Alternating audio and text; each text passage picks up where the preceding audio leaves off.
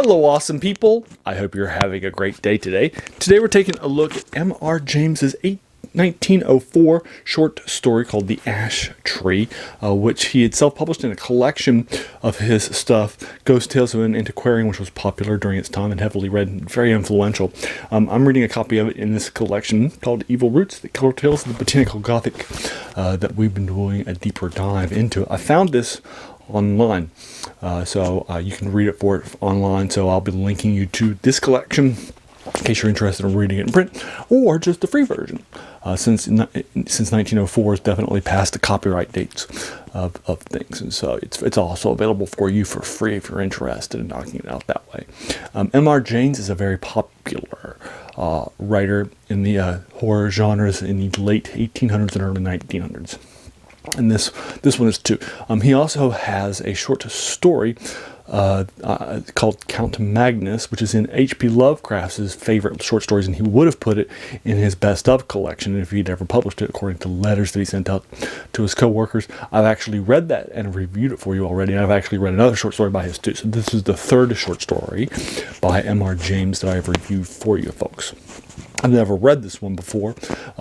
We've been doing a deeper dive into these sort of horror stories with a vegetable aspect, like a killer tree in the second story, or poison from a plant or something like that, right? Or so we've been taking a deep dive into this genre from a video I watched online from a PBS sub-channel called Monstrum that goes over the mythologies and stories and so forth.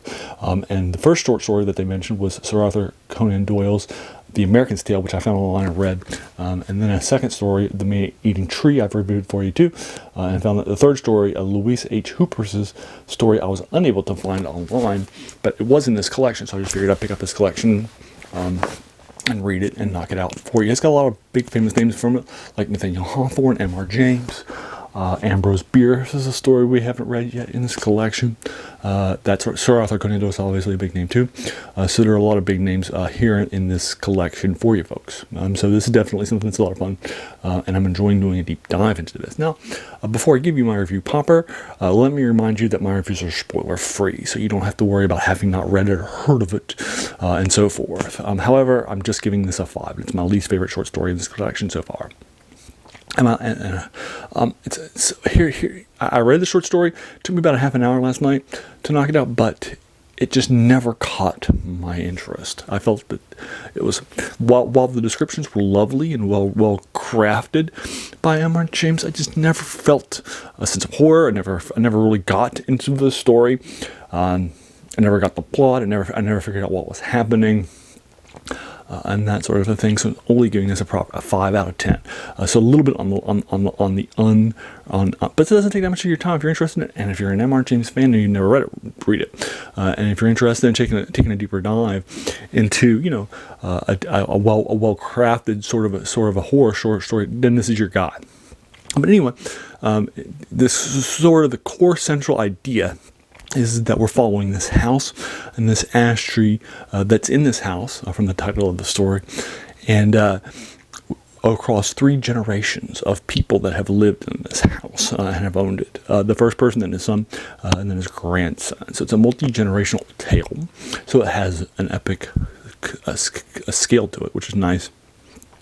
Also, M.R. James sort of popularized the antiquarian idea, the collector of history, the collector of antiquities, the deeper delver into the darker secrets of reality that H.P. Lovecraft would pick up on and really dig deeper into it in his horror stuff, like his Cthulhu Mythos things that he created.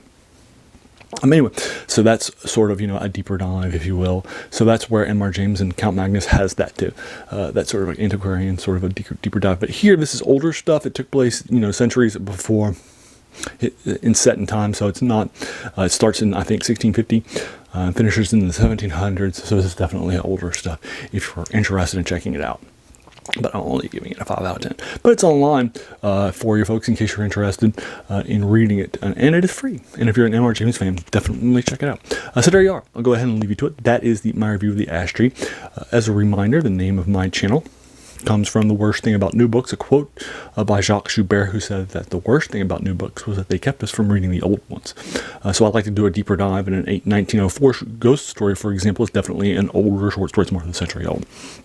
So I like to do deeper dives into some of these older things, and that's where the name of my channel comes from, and sort of my passion of these things. If you enjoyed this review, why not hit that subscribe button? There should be a lot more of these to follow. And then finally, I want to thank you so much for taking some time out of your day and investing it and watching my video. We all have so many things that are happening in our lives, and we're pulled in so many different directions. So the fact that you spent this time with me is incredibly humbling, and I appreciate it. So thanks again, and have an amazing day.